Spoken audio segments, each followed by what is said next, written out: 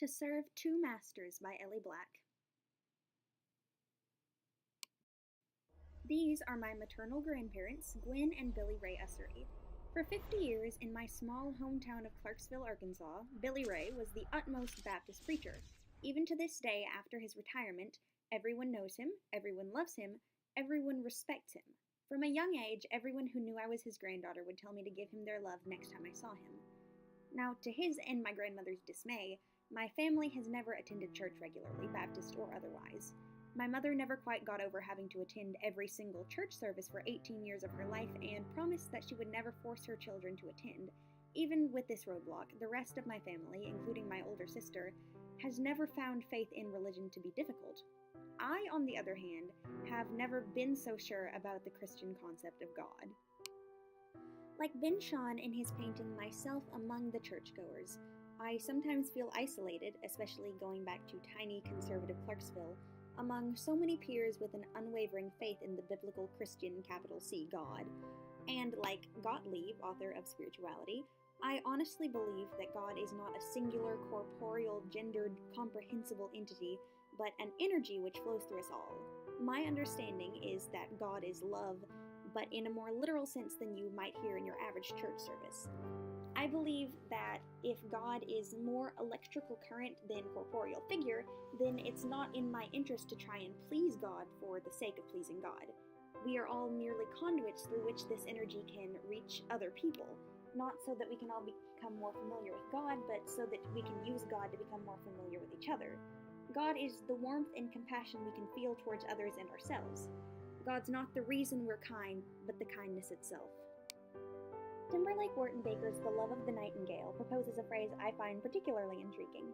Philomele, a hopeless romantic, insists that love is a god, and nothing can be done to change its course. The play is set in ancient Athens, and Philomele is, of course, operating under the ancient Greek idea that there are many gods for many different separate things. She also speaks of romantic and sexual love.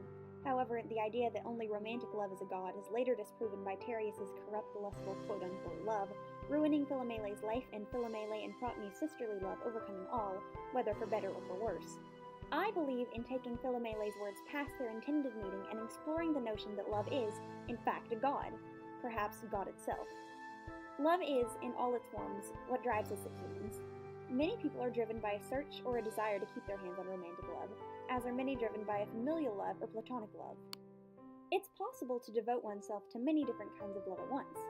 Love can drive a person to do almost anything, and it can be the most powerful thing in the world.